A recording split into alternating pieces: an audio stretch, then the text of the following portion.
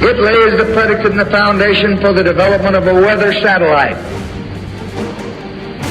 that will permit man to determine the world's cloud layer and ultimately to control the weather, and he who controls the weather will control the world. Question: will humans wipe out humanity? How many have seen Armageddon, the movie? A giant asteroid hurtling toward Earth, putting the fate of the human race in the balance.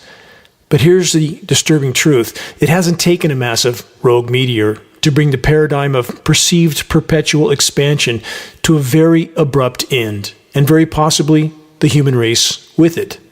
From far-left media to far-right media, all are pushing their own agendas while completely omitting any coverage whatsoever about the most dire and immediate threats we collectively face, starting with the ongoing and accelerating global climate intervention operations, aka weather warfare, which of course is the human race destroying itself. From every conceivable direction, the fascists in control on all sides of the scripted political divide are tightening their grip. Wars and rumors of wars. Question: would those who orchestrate the carnage do so if they had to fight in the front lines themselves? Does that question even deserve an answer? Global conflict is the final card of the controllers, aka those who print the money, those who control militaries, thus they control countries. That's where all roads lead, those who print the money. Headline: the sky's the limit. Cloud seeding emerges as a game changer. That's from Newsbreak.com. Next, cloud seeding grows in U.S. West. That's from many sources, all from this week. And this, cloud seeding on the rise as Rocky Mountain region tackles 2-decade-old drought. That's from Fox News. And this, Midwest weather whiplash as snow replaces 80-degree temperatures. Winter weather whiplash. That isn't nature. Search the engineering winter section on the homepage of geoengineeringwatch.org to learn what few even want to know until they have to face it. Footnote for the record: obviously, if rain is artificially triggered, that means that cloud moisture didn't get wherever it was naturally headed. Not hard to figure that out. Yet, even now, how many so-called experts continue to pretend that interfering with Earth's life support systems is a good thing and we should do even more of it? So many might ask, is this, aka cloud seeding, why many portions of the western North American continent had so much rain and snow? Even further east and north in the U.S., there was constant weather whiplash. In many regions, 50 to 60 degree temperature fluctuations in a day. Example, some northern U.S. states that in just over the last week went from record-shattering highs in the 90s to snow, back to record-shattering 90-degree temperatures, and back to snow again. Anyone that believes this is nature needs to seriously rethink their perception of reality. But the question remains, are such wild weather swings the result of a few single-engine, propeller-driven planes with a few cloud-seeding flares in their wings? That's what people understand to be weather modification. These small aircraft that may emit a few pounds of material into lower-level clouds at best, are such very small-scale operations actually wreaking havoc with the world's weather? Or, given the fact that a single U.S. military jet tanker or converted cargo carrier like a KC-135 can carry 100 tons of material in a single flight, is it exponentially more rational to conclude that the highly publicized small-scale cloud-seeding propeller-driven planes are, in fact, only used as a means of public distraction from the ongoing global climate engineering insanity? The controllers, the money printers, will do everything in their power to keep populations from realizing weather warfare is being waged on them and their food supplies. They will do everything they can to keep the public from waking up to this fact until the last possible moment. Yes, Armageddon, but not from an asteroid. This is Dane Wigington with Geoengineeringwatch.org. You're listening to the weekly installment of Global Alert News. The end of the world as we know it broadcast, commercial-free, non-political, and covering the most dire and immediate threats we collectively face. More puzzle pieces. Moving on. Later in this broadcast, by the way, green energy. Will it save us? Not so much. A very detailed breakdown of just how non-renewable green energy actually is. And that's not an abdication for carbon fuels. Both are actually inseparable, joined at the hip in many ways. I'll get to that. Next, from freethink.com, the so-called experts are conjuring up more tech to save us from ourselves. Scientists want to dump iron nanoparticles into the oceans to save the planet. That's the headline. The process described in the headline is called ocean fertilization. That's another form of geoengineering. And just as is the case with the ongoing geoengineering in our skies, ocean fertilization isn't just a proposal. It's an ongoing catastrophic reality. The SRM, solar radiation management elements, that the climate engineers disperse over Earth's oceans settle to the sea surface and facilitate ocean fertilization, aka toxically forcing algae blooms that siphon off some of the atmospheric CO2 by forcing the seas to absorb it at the cost of killing vast sections of our oceans, further fueling over 500 dead zones that are already expanding and worsening at blinding speed. Again, Canfield Ocean, unfolding radically fast. All of this, every form of climate engineering technology is leading to our near-term demise. Geoengineering is like a pharmaceutical industrial complex treatment for the planet. Hide the unwanted symptoms with toxic treatments that cause so many downstream so-called side effects that the original problem pales in comparison to those side effects. Welcome to the planetary asylum. Again, as stated a moment ago, also in this broadcast, a very detailed rundown on renewable energy that isn't. No, it won't save us from ourselves, nor will the carbon fuel consumption race to the bottom of the barrel, literally. For the record, in the year 1900, it took the energy in 1 barrel of oil to get 100 more out of the ground, 1 for 100. Now, that ratio is 1 for 5, a 95% reduction. And at some point, it will take so much energy to recover energy that it becomes an energy net negative, which means at that point, there is no point. And the oil that is being recovered is inflicting irreparable damage to the planet in the process. And again, above it all, the shockingly obvious climate engineering atmospheric spraying operations, which the vast majority still seem unable to see because the controllers have told them it isn't so. They've told them to ignore their lying eyes. For how long have how many Americans gulped down whatever the matrix media has dished up to them from any and every side of the manufactured left-right divide?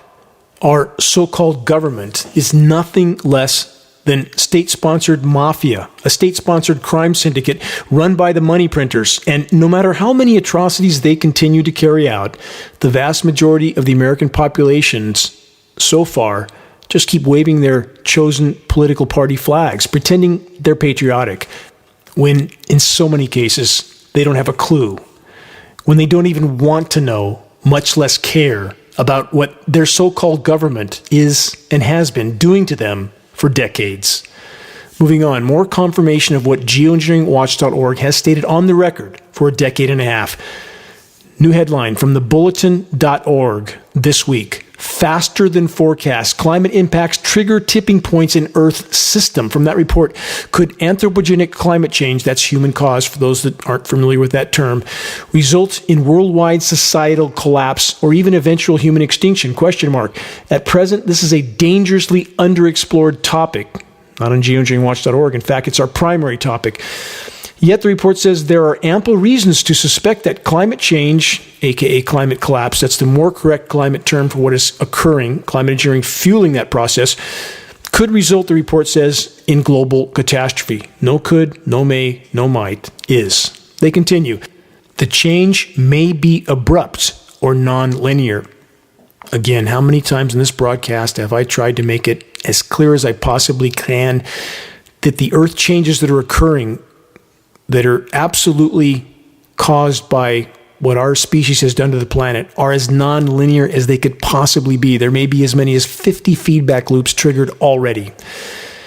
The bulletin report then says characterized by a sudden change rather than smooth progress and irreversible on relevant timeframes. I've said that more times than I can remember as well, that the damage done cannot now be reversed in any time frame that matters. What we're fighting for now is to salvage some part of Earth's remaining life support systems. More from this bulletin report. It may also lead to cascading events in which mutual interaction of individual climate tipping points and or abrupt changes lead to more profound changes to the entire system. This is already happening. Once again, for the record, on this broadcast, I've tried more times than I can remember to sound the alarm about unfolding, cascading collapse scenarios already occurring. There's more. Scientists reported that the Greenland ice sheet glaciers are melting 100 times faster than previously calculated. That's a miss by just a bit, don't you think? The Greenland ice melt is 100 times worse than they thought. Geoengineeringwatch.org knew this was the case. How is it possible that the so-called climate science community didn't know? Because they're paid not to know and not to say. Let's dig a little deeper from this bulletin.org faster than forecast report. At higher temperatures, the amount of carbon dioxide absorbed by plants, aka photosynthesis, will decline sharply, whilst carbon dioxide released by plants, that's respiration, will continue to rise. So much for the false narrative of CO2 is great, the more the better. That's not true. Never was. There are numerous related factors that make this narrative patently false. You can't completely alter atmospheric chemistry in the geologic blink of an eye and expect anything to instantly adapt. And now let's add the ubiquitous contamination of the entire planet, soils, waters, and seas, the decimation of the ozone layer, and the total disruption of weather, climate engineering, core to all of it. The horizon looks dim indeed. Final excerpt from the bulletin report. There are concerns that focusing on worst-case scenarios, they say, will cause public despair and paralysis. But when risks are existential, it is precisely those high-end possibilities of system collapse rather than the middle-of-the-road linear probabilities, which is a moot statement because we're already past that point. We're already over the edge. We're in free fall at this moment. The report says it's the worst-case scenarios that must be the focus of concern and should spur the world to action. That's their conclusion. And here's my question. How's that going so far? It is mind-numbing, completely baffling and bewildering how so many can, even at this late hour, be so completely asleep at the wheel on autopilot, pretending that somehow it will all magically work out, that technology will fix it. Again, how's that going so far? Will more summon the courage to fully face the gathering storm while it can still make a difference? It's now or never. Next, from numerous sources, a 27-year study found the amount of insects flying in the air has declined by 75%. But, the report says, no one knows why! Exclamation point. Again, many sources covered this headline, including BusinessInsider.com. And yes, this is another case of the so-called experts that we're told to trust without question, even though they officially don't have a clue, because they're paid not to. And about the 75% decline, it's more like 80 to 90%. Here's several more excerpts of interest from the Business Insider report. They say researchers, aka the so-called experts, aren't sure what's responsible for the decline, but say climate change probably isn't to blame.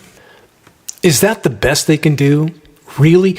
I challenge anyone listening to this broadcast, search bees aluminum, and you'll find peer-reviewed study to prove that bee colony collapse disorder, a primary causal factor, is massive aluminum exposure. The bees have so much aluminum in them that they literally are exhibiting symptoms that resemble Alzheimer's and dementia in a human being. They can't even find their way back to the hive. Why isn't this headlines everywhere? And yet we have these so-called experts pretending, gee, they really don't know why this is happening. They certainly won't acknowledge climate engineering. And the climate changing at this speed isn't a part of the problem? Of course it's a part of the problem. And the change in our climate is not just the many, many forms of anthropogenic activity. It's also climate engineering itself and the contamination that's killing the bees and so many other insects, destroying the ozone layer, which is releasing massive amounts of UV radiation, which is frying the insects, frying the plankton, frying the trees, destroying the Earth's oxygen-producing mechanisms, primary being plankton and forests. Atmospheric oxygen content is plummeting rapidly. How long do we think we're going to be here when we're virtually destroying every aspect of the planet's life support systems. The report from Business Insider then goes on with this obvious conclusion. Bird populations are now also in the decline. Of course, obviously, no insects, no birds. And they finish with this. Regardless of the cause, scientists worldwide have been sounding the alarm about declining insect populations for months. Only for months? For the record, again, geoengineeringwatch.org has been sounding the alarm about insect collapse for almost a decade and a half. So much for the so-called science community that is just now alluding to the truth only because the truth can no longer be hidden or denied. From beyondpesticides.org, this: soils in urban and natural lands equally contaminated. Think that farm out in the middle of nowhere is pristine? Think again. The report says natural areas are often considered more pristine than urban locations, but a new study published in Nature Communications shows that the soils in natural lands can be just as polluted as those in more densely populated cities. The findings underscore the broad impacts that human activity is having on the health and stability of natural systems around the globe. They continue, in order to address widespread contamination, advocates urge government regulators, good luck with that, to consider the full cradle-to-grave life cycle of toxic materials before releasing them into the environment. An international contingent of scientists came together to conduct this research on a global scale, looking at soils in every continent. Microplastics were widespread in every soil tested. Microplastics were found to be just as widespread in Antarctic soils as those in all other locations. Again, in addition to plastic trash decomposing everywhere, polymer fibers are a part of the climate engineering elements list, and they are now ubiquitous everywhere. Next, from posttech.ac, the revolt of the plants. The Arctic melts when plants stop breathing. The research team of Posttech's Division of Environmental Science and Engineering and the University of Zurich has confirmed that the increase in atmospheric CO2 concentrations closes the pores, stomata, talked about that many times on this broadcast, of plants in high latitude areas, thus reducing their transpiration, which ultimately accelerates Arctic warming. The findings were recently published in Nature Communications, a science journal. The stomatal closure effect due to increased CO2 levels is not considered in future climate projections. This means that Arctic warming can, and most certainly will, continue to proceed much faster than current forecasts. Again, as covered earlier in this broadcast, you can't completely alter long-term atmospheric chemistry without consequences. Next, from numerous sources, this is a follow-up report on an ongoing extremely dire scenario. New research sparks concerns that ocean circulations will collapse.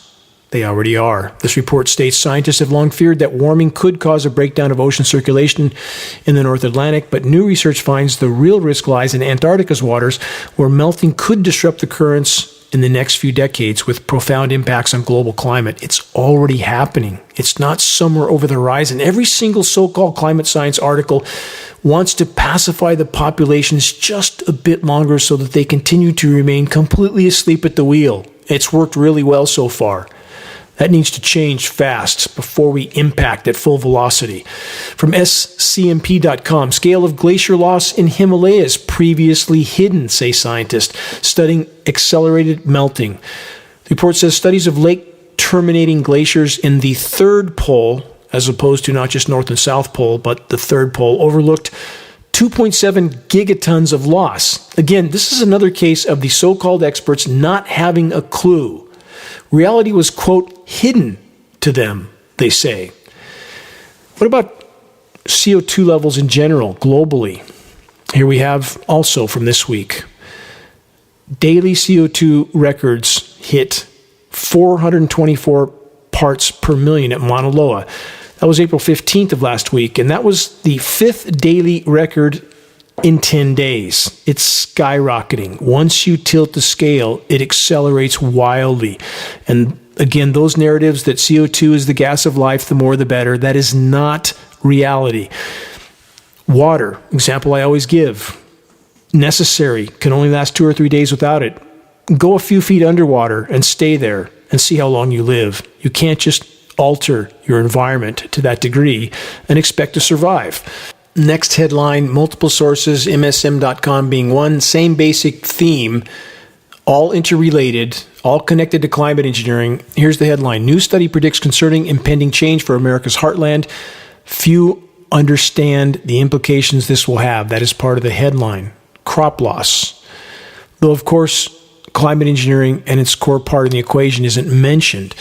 We're talking about disruption of the hydrological cycle, complete contamination of the soils with elements like aluminum, which peer-reviewed study proves impacts root systems. They stop nutrient uptake. That's why Monsanto is engineering aluminum-resistant seeds, as if that will really help anything in the end. There's the destruction of the ozone layer, climate engineering core causal factor again, which is bombarding the planet with extremely high levels of UV radiation, including UVC. All of this adding up to a destruction of our food supply. Then there's the flash flood, flash drought, flash freeze, climate engineering scenarios that are targeting agricultural producing regions. We are on a very limited time scale on this road. You can quote me on that. Oil wars and climate wars, both ongoing, both will continue to escalate. Here's an overall planetary picture from many sources. World records 529th straight month of above average heat, and an El Nino is brewing on top of that. March of 2023 was the planet's second warmest month in recorded history. Again, second warmest month globally of any time of the year.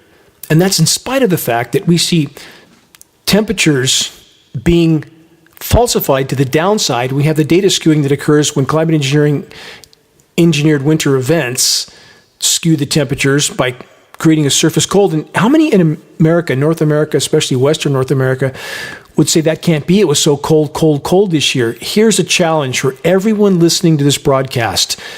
Go to the post of this broadcast under the recent column at geoengineeringwatch.org, should be up by late this afternoon, and scroll down through that post and look at the global departure from normal high temperature map that is there for the month of March. It is truly shocking. The only below normal region in the entire world for the entire month of March overall was a section of North America. Everything else on the planet is red at above or far above global temperatures. That's the global picture. So for those that are in the engineered cool down events that are being pacified by the climate engineers and their engineered weather mayhem, that is not a snapshot of the entire world. Look at this map and try to digest it, and that is a shocking harbinger of the degree that the world's largest military, aka the U.S. military, is going to try to confuse and divide their own population as to the true state of the climate until the last possible moment.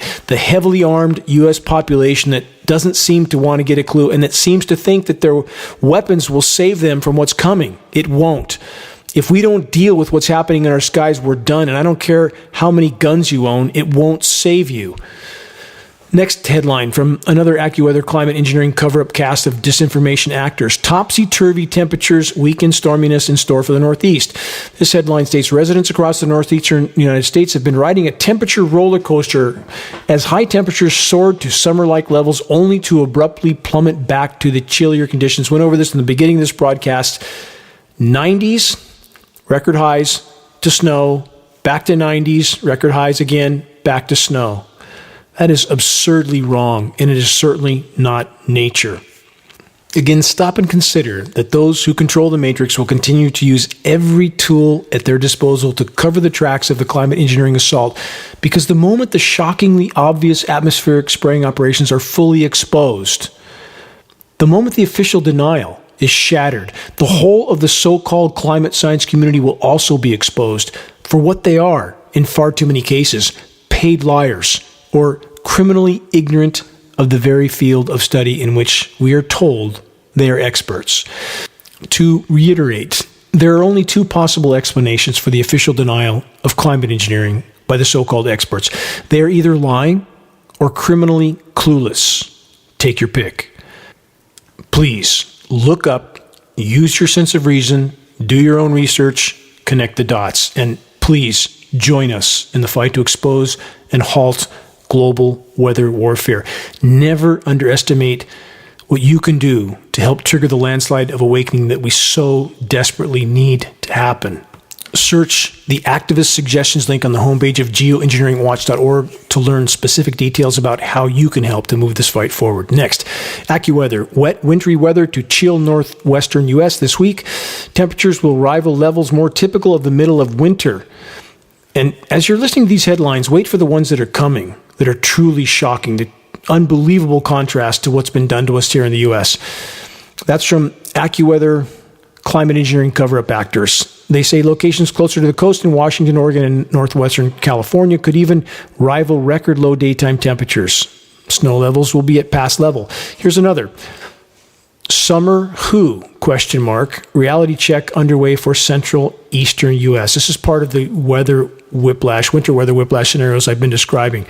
AccuWeather forecasters say a wide swath of the nation will experience a temperature crash through the early week. Dozens of daily high temperature records were broken or even shattered from Minneapolis to Boston, followed by snow, followed by more record highs, followed by even more snow. Yeah, we've been over that. If you're willing to learn more about how climate engineering creates these kinds of scenarios, please search geoengineeringwatch.org. Geoengineering is creating freeze-fry extremes. The data is beyond alarming. As previously outlined in this broadcast, when a surface flow of chemically cooled surface air is being pushed east from the Pacific, as has been the case so much in recent weeks and months, and this air mass is collided with the manipulated flow of warm air and moisture from the record warm Gulf of Mexico, atmospheric instability occurs. Cyclonic rotations follow, aka tornadoes, and the entire process just described is part of our now new winter storms that have a warm side and a cold side. Did nature ever produce winter storms with warm sides? Short answer, no. Next, from multiple sources, 880 inches of snow helps pull Utah out of short-term drought, an all-time record snow for many locations of Utah. The state, they say, is no longer under extreme drought conditions for the first time in nearly 3 years, thanks to heavy snow this winter, which piled up over 73 feet at one resort. For the record, 880 inches of chemically nucleated frozen material will only, in the end, make an already bad scenario worse still. From AlaskaPublicMedia.org, will heavy snow cover dampen Alaska's fire season? Experts say don't count on it. From that report, this quote, there is absolutely zero relationship between snowpack at the state level and subsequent fire season severity. There you have it. More wildfires are on the schedule. Count on it. Search the Engineering Wildfires section on the homepage of geoengineeringwatch.org to learn what few want to know. Search this title specifically, one of our most important reports. Wildfires Serve Geoengineering Agenda. New from the UK Guardian, revealed more than 1,000 metric tons of microplastics rained down on U.S. parks and wilderness areas. A survey of 11 remote western locations found that over the year, the fragments had traveled through the atmosphere like rain. No, they are in the rain. Part of climate engineering operations. We have the entire climate science community systematically covering the tracks of the climate engineers. From Watchers.news, severe weather and severe hailstorms wrought havoc on southern Brazil from April 16th to 17th, causing floods and damage to hundreds of homes. Massive hail, now the norm. So many locations. Chemical ice nucleation operations start this process far sooner and at far higher temperatures than it normally would begin. Thus, you have massive hail now so often. Thus, you have the ice storm transition zone between the so-called warm side of the so-called winter storm and the cold side. None of this is historically precedented or natural. None of it. And these are patented processes, chemical ice nucleation for weather modification. Please search this geoengineeringwatch.org title. Extensive list of patents. Comb through that and see just how long this technology has been ongoing and developing. From phys.org, northeastern Spain suffers one of its worst droughts in decades, and they always pretend it's happened before, so people think it can't be that bad if it happened before. Common practice. From science.org, a related fire factor.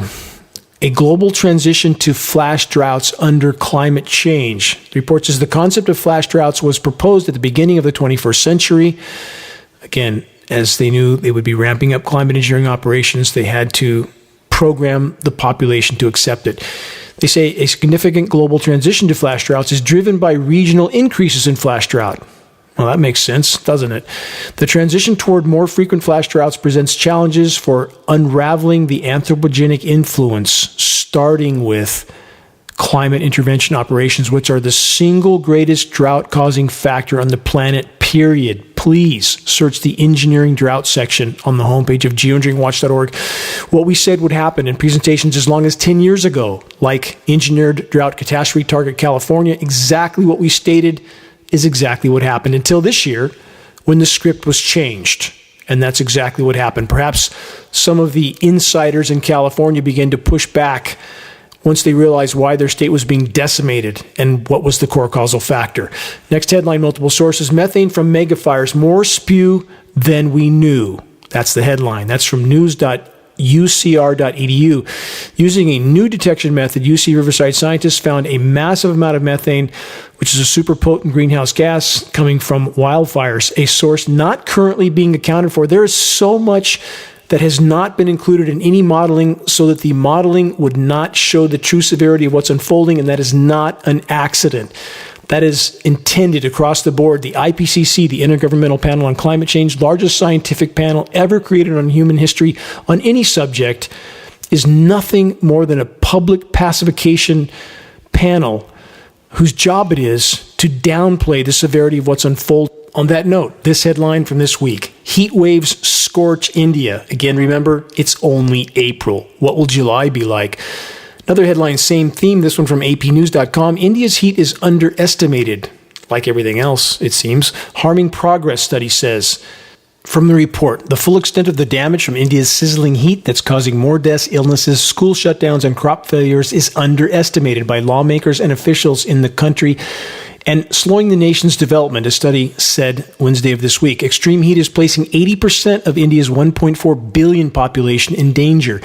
They continue. India's states are burning up under extreme temperatures, and already heat-stressed regions are experiencing a growing number of days in near unlivable temperatures. How many in Western North America have any clue of what's going on in other places of the Northern Hemisphere? No clue at all while they're under the chemical ice nucleation engineered winter scenarios. And the unlivable temperatures, it's called the wet bulb effect, the combination of temperature and humidity that is intolerable to the human body. Surface humidity levels are rising in many regions along with humidity levels. And when excessive temperatures are combined with high humidity levels, the human body's cooling mechanism, sweat, no longer evaporates, thus doesn't provide cooling. Overheating and mortality can and will follow once the wet bulb effect is extreme enough. On that note, from the climate engineering cover-up agency AccuWeather.com, Thailand notches highest temperature on record as monster heat wave roasts Southeast Asia. From this report, an extreme and sprawling heat wave has enveloped southern Asia since last week, and numerous all-time record high temperatures have fallen. Temperatures in parts of Bangladesh, China, India, and Thailand have been regularly exceeding 100 degrees Fahrenheit. Thailand set an all-time record high for any time of year, 114 degrees Fahrenheit. This is absolutely inconceivable any time of year, let alone April in Thailand. This next excerpt is very important to consider. Quote, the heat wave is caused by a building large ridge of high pressure that reached from the Bay of Bengal to the Philippine Sea. A high-pressure heat dome, the exact atmospheric condition that ionosphere heater installations like HARP in Alaska can and are manipulating, and thus pushing surface temperatures even higher than they would have already otherwise been on a planet that's spiraling into a state of total meltdown, with climate engineering again further fueling the fire. 114 degrees in April in the Northern Hemisphere. If that doesn't scare you, it should. The hottest day ever recorded in that region of the world, ever, at any time of year, and it's only April. And obviously, humans aren't the only life form that's in danger. Here's another not-so-fun fact. Photosynthesis stops at 140 degrees Fahrenheit and slows considerably far before that point. No photosynthesis, no life. A message to all those that delusionally believe the planet will continue to magically support life and the human race, no matter what we do to it. Time to wake up. The party's over. The entire global climate system has long since been completely derailed and tainted by climate engineering operations, not just geoengineering jet aircraft sprayed dispersions, not just powerful ground-based frequency transmitters, whole networks of them that are centrally controlled, which can only mean intergovernmental cooperation is taking place, even between nations with otherwise adversarial relations. It cannot be otherwise. Search geoengineeringwatch.org massive Senate document for 800 pages of proof of such global cooperation. In summary, the planet is broken.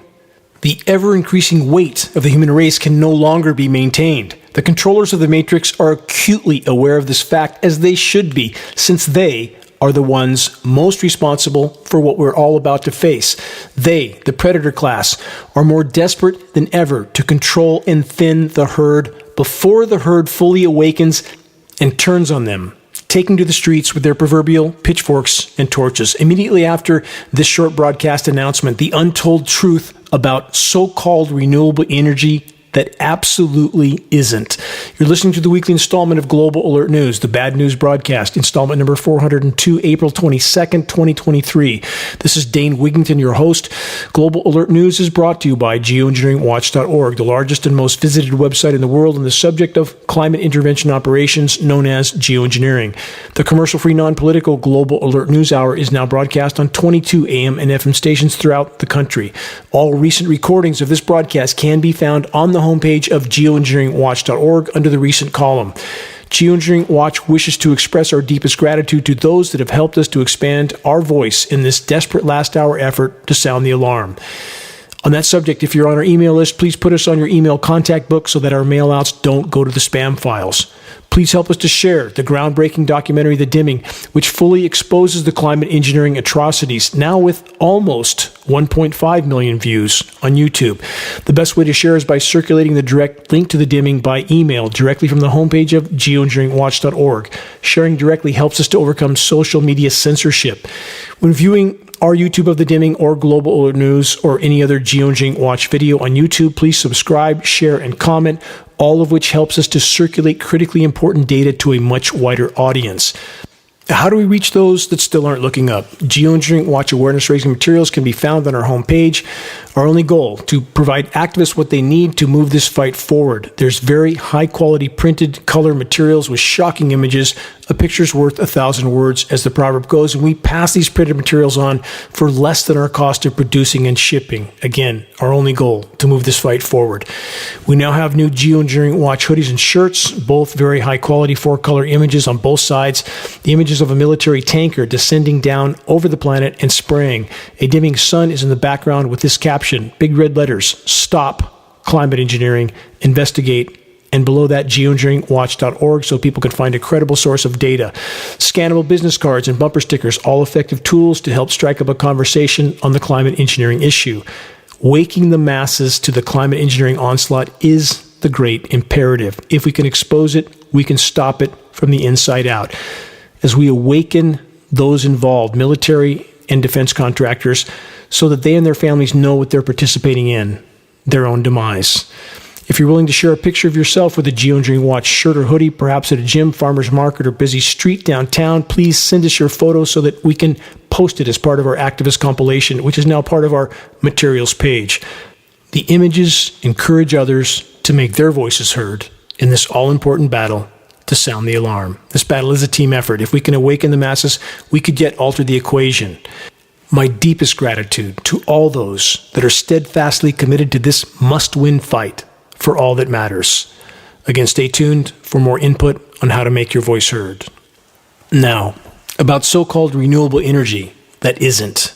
From the Manhattan Institute, Mines, Minerals, and Green Energy, a reality check.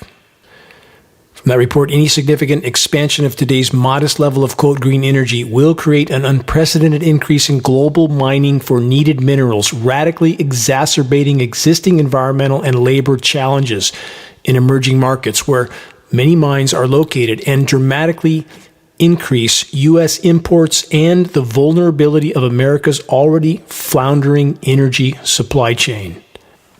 None of that bodes well for an already dying empire, does it? As recently as 1990, the U.S. was the world's #1 producer of minerals. America is now 100% dependent on imports for some 17 key minerals, and for another 29, over half the domestic needs are imported.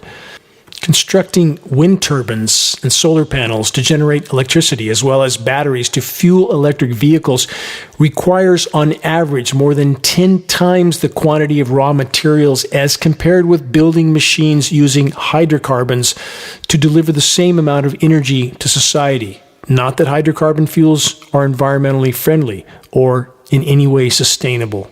They are neither. A single electric car contains more cobalt than 1,000 smartphone batteries. The blades on a single large wind turbine contain more plastic than 5 million smartphones. A solar array facility that can power a single data processing center uses more glass than 50 million phones. Replacing hydrocarbons with so-called green energy under current plans, never mind aspirations for far greater expansion, will vastly increase the mining of numerous critical rare earth minerals from all over the world. For example, a single electric car battery weighing 1,000 pounds requires extracting and processing as much as 500,000 pounds of materials. When averaged over a battery's life, each mile of driving an electric car consumes 5 pounds of earth. Think about that. Oil, natural gas, and coal are needed to produce the concrete, steel, plastic, and purified minerals used to build so-called green energy. The energy equivalent of 100 barrels of oil is used in the process to fabricate a single battery that can store the equivalent of 1 barrel of oil. By 2050, if we make it that far, which we won't, with current plans, the quantity of worn-out solar panels, much of it non-recyclable, will constitute double the tonnage of all today's global plastic waste, along with over 3 million tons per year of unrecyclable plastics from worn-out wind turbine blades. Even by 2030, again, another date that is irrelevant at this point, more than 10 million tons per year of batteries will become toxic waste. All machines wear out, and there's nothing actually renewable about green energy anything due to the continual extraction of materials that is necessary to build new ones and to replace those that wear out. All this requires mining, processing, transportation, and ultimately the disposing of millions of tons of materials, much of it functionally or economically unrecyclable. Assuring access to the minerals that undergrid society is a very old concern, one that's woven through history and has previously precipitated wars.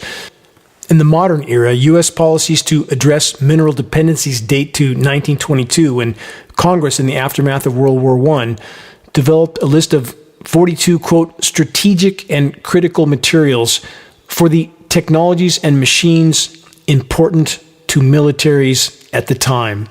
The materials extracted from the earth to fabricate wind turbines, solar panels, and batteries to store grid electricity or power electric vehicles are located at remote quarries, mine sites, and mineral processing facilities around the world. Those locations matter in terms of geopolitics and supply chain risks, as well as environmental terms. Before considering the supply chain, it's important to understand the scale of material demands. For green energy, it all begins with the fact that such sources are land-intensive and very diffuse. For example, replacing the energy output from a single 100 megawatt gas-fired turbine, itself about the size of a residential house, producing enough electricity for 75,000 homes, requires at least 20 wind turbines, each one about the size of the Washington Monument, occupying some 10 square miles of land. Again, for the record, I'm not in any way endorsing carbon-based energy, which is also unsustainable. I'm simply leveling just criticism of so-called renewable energy that isn't. Building giant wind turbines consumes enormous quantities of conventional materials, including concrete, steel, fiberglass, along with less common materials, including, again, rare earth elements. Building a single 100 megawatt wind farm, never mind thousands of them, requires some 30,000 tons of iron ore and 50,000 tons of concrete, as well as 900 tons of non-recyclable plastics for the huge turbine blades. With solar hardware, the tonnage in cement, steel, and glass is 150% greater than for wind for the same energy output. If episodic sources of energy, aka wind and solar, are to be used to supply power 24/7, even greater quantities of materials will be required. It would be necessary to build additional so-called green energy facilities, roughly 2 to 3 times as many, in order to produce and store when the sun and wind are available for use in times when they are not. And we have no current means of storing that excess power when there is excess. Also, for the record, climate engineering, as I've stated in this broadcast so many times, is greatly diminishing all 3 forms of alternative energy: wind, solar, and hydro. For the record, anyone that's supporting any so-called environmental organization that's pushing this green energy that isn't, and denying climate engineering, they don't deserve a cent of your support. They don't deserve a moment of your time, unless or until they start to tell the truth. The world currently mines about 7,000 tons per year of neodymium, for example, one of the numerous key elements used in fabricating the electrical systems for wind turbines. Currently, clean energy scenarios imagined by the World Bank and many others would require a 1,000 to 4,000% increase in neodymium supply in the coming several decades. While there are differing underlying assumptions used in various analysis of mineral requirements for green energy, all reach the same range of conclusions. For example, the mining of indium used in fabricating electricity-generating solar semiconductors will need to increase as much as 8,000%. The mining of cobalt for batteries will need to grow 300 to 800%. Lithium production used for electric cars, never mind the grid, will need to rise more than 2,000%. The Institute for Sustainable Futures at the University of Technology, Sydney, Australia, last year analyzed 14 essential metals to building so-called clean tech machines, including that the supply of elements such as nickel, dysprosium, and tellurium will need to increase up to 600%. The implications of such remarkable increases in the demand for energy minerals have not been entirely ignored, at least not in Europe. A Dutch government-sponsored study concluded that the Netherlands' green ambitions alone would consume a major share of global mineral.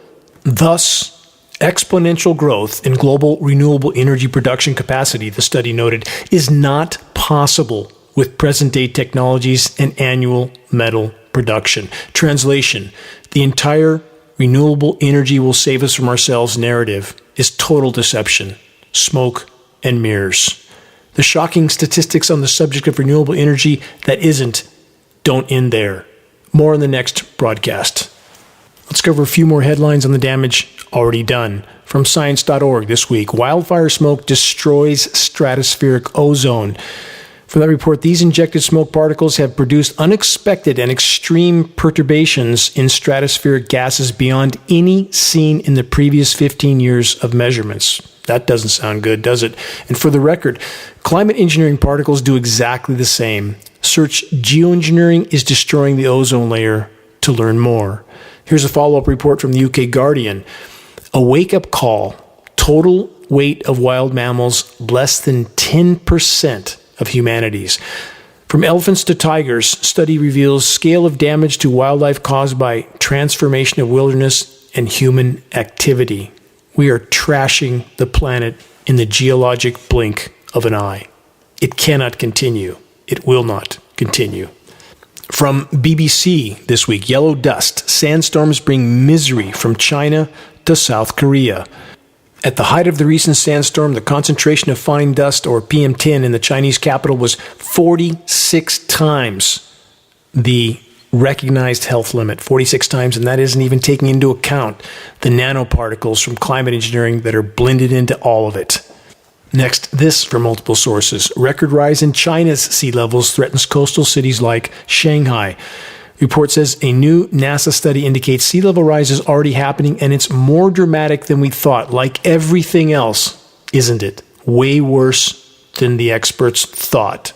From the UK Guardian, without the ice cap, we cannot live. That's the headline. The Andes community devastated by climate crisis. What's happening? Their glaciers, their water source, completely imploding. New from NPR, this, how disappearing ice in Antarctica threatens the U.S. Florida isn't the only state with coastal cities that will soon be uninhabitable. for more reasons than just sea level rise. This NPR report states Galveston, Texas has some of the fastest sea level rise in the world. To protect the city, engineers need to know how fast ice in West Antarctica will melt. Scientists are racing to figure it out. They can't seem to figure anything else out, can they? Until it's blatantly obvious to anybody. Then they mention it. If I seem completely disillusioned with so-called academia, it's only because I am. Here's another example from calmatters.org. Can California really make power grid 100% green? I think we already answered that question. We'll answer it even further next week. Total deception. More on the same subject. New from the U.S. Department of the Interior. Biden-Harris administration approves clean energy transmission project in Arizona and California with potential to lower costs for consumers. More total deception. Pacify populations till the brutal bitter end. Here's another headline. Same theme, multiple sources this week. New transmission line will modernize energy infrastructure, strengthen grid reliability, and improve efficiency for millions of customers. Total deception. Pacify populations until the moment of impact. That's what's occurring. Feed their normalcy bias. Keep them asleep at the wheel. Over the last 20 years, I've warned of coming collapse, a conclusion based entirely on all available frontline data. I stand fully by my warnings, all of them. But now, collapse is no longer coming. It's well underway. In fact, in 37 countries around the globe and counting. What will it take to shatter the epidemics of denial, delusion, normalcy bias, Stockholm syndrome, and ultimately, for far too many, moral bankruptcy, as the ongoing carbon fuel carnival decimates what's yet left of our lands and our seas? No functional habitat, no people, and above it all, the weather warfare rages on. When I now see images of dead marine mammals washed up on beaches all over the world, I feel deep anguish. I feel anger. I feel rage, and I feel sorrow. I feel moved to fight for whatever is still struggling to survive until my last breath. In years long past, in what has long since felt like a former life for me, I spent so many days and nights diving in solitude along the secluded shores of all the Channel Islands off the coast of California. And viewing the symphony of life in the then thriving kelp forest, I would swim silently on top of the kelp forest canopy, golden shafts of glistening, unimaginably beautiful, beaming light down through the kelp stalks. So many varieties of fish. There were sea lions and bat rays. There was so much life surrounding me there. There were times in the dead of night, with my dive light turned off, I was witness to an even more mystical and mesmerizing display. I would often descend many meters and lay silently on the bottom, facing the surface, pitch black, listening and gazing into the darkness, and a faint glimmer of moonlight sometimes visible on the rolling sea surface above me. Around me, as my eyes would adjust to the darkness, the show would begin to emerge. Passing and circling fish disturbed bioluminescent plankton. It was like watching a meteor shower. When an occasional seal would circle and swim by, it was like viewing a comet in deep space, a glimmering glow of sparks and fire streaming around the sleek form of the sea lion, as curious of me as I was of him. The only sound, my breathing, slow and relaxed, to extend my time on the bottom with the limited air in my dive tank. What an unbelievably miraculous display it all was, and always, for me, ending far too soon. Each breath becomes more difficult as the dive tank empties. Once I had exhausted my air supply, I would return to the surface and float there. And gazing up at the dark night sky and the heavens above me, often in the late night hours, as the sea gently rocked me back and forth, silence, indescribable beauty. But for how much longer? Even then, in the depths of my own mind, of my own conscience, I knew it was all in danger. I knew I had a duty to do my part, to try my best, to defend what I could on this miracle planet. All of us, each of us, are absolutely essential and indispensable in this most important battle for all that we hold dear. We're fighting a cancer an element of the criminally corrupt and clinically insane that have long since taken control of governments and industry, of militaries. But that cancer could not carry out its agendas and objectives without the active or passive support of majority population. This must change, or we have no chance. The controllers are doing their best to demonize those who show the courage to question. The conspiracy theorist term is itself the final fallback of the factless and the fearful. Courage is contagious. Be the light in the darkness. Others will follow. If we summon our courage, if we stand together, if we make our individual voices heard, we may yet make a quantum leap in the right direction. We may yet make a profound difference, even at this late hour. We're playing the grandest game of chess. We must learn to play well, effectively, and efficiently. Check the activist suggestions link on the homepage of geoengineeringwatch.org for specific details on how you can help to move this fight forward. Please, make your voice heard. Make every day count. Time is not on our side. Until next week, forward into the gathering storm. This is Dane Wigington with geoengineeringwatch.org.